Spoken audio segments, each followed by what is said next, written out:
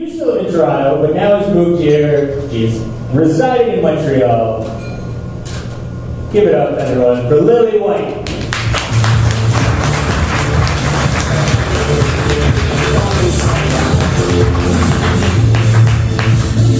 Thank you, guys. I've been sitting in the back of the room, and I noticed that most of you are really a great audience tonight. So anyway, thanks for coming out.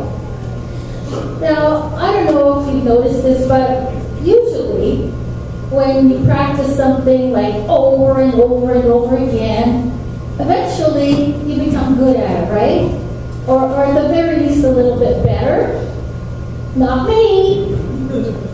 I've been married 3 times already. It's just getting worse. I mean, for one thing, the kind of guys I like, really caring, sensitive, and good-looking too. You know, like a lot of the guys I've seen here tonight.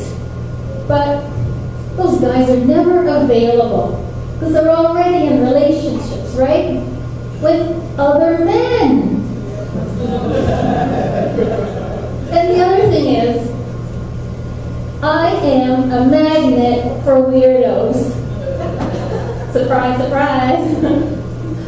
Yeah, I was at Starbucks the other day, and way back on the other side of the room, I noticed this guy, and he's like staring at me, just staring, and really gave me the creeps.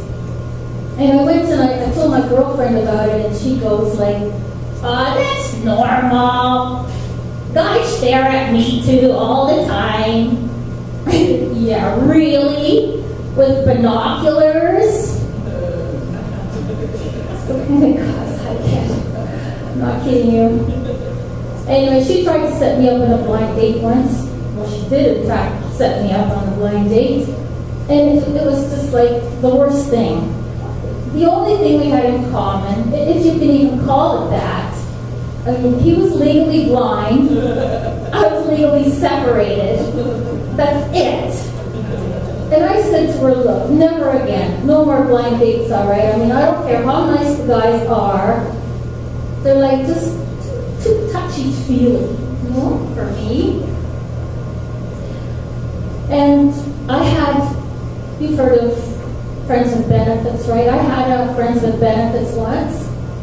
And I was really lucky because my friend had fantastic benefits. He worked for the government. Just see the size of his expense account. It was huge. I will always regret having sex at the office with my boss because we were married at the time. So what's the point? Right? Anyway, that guy, he was addicted to sex. Yeah, he expected me to put out just whenever he got the urge. And that was like at least once every 6 months. What am I, a machine?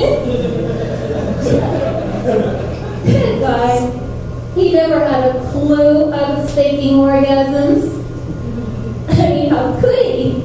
He was hardly ever home. Spent too much time in the office. And he had this way of making me do things I really didn't want to do just by acting like he was being cute and funny, you know. Like one time, he calls me from the bedroom and he goes, honey, put on your PJs. Let's have some PJs. So, yeah, like a good little wife, I go and I scoop up the Ben and Jerry's and we eat it in bed. It all starts getting really messy. I mean, it's not the messiest thing I've ever done in bed. Like, right in the eyes. And I think I was legally blind for about an hour. I don't know what made me say that. I was kind of making it up there. It just came to me. But anyway, I guess every relationship, we've probably been in relationships. They all have their problems, right? And you have to try to solve them. And in my current relationship, we have problems. And then one of the worst things is he snores so loud, it's just impossible to sleep at night. And we tried everything. Like, we tried earplugs, we tried nose plugs, we even tried separate bedrooms. Even that didn't work. So now we have trying separate cities. He lives in Toronto, I'm in Montreal. Problem solved. His snoring only goes as far as Dorval. Anyway, thank you very much, you guys.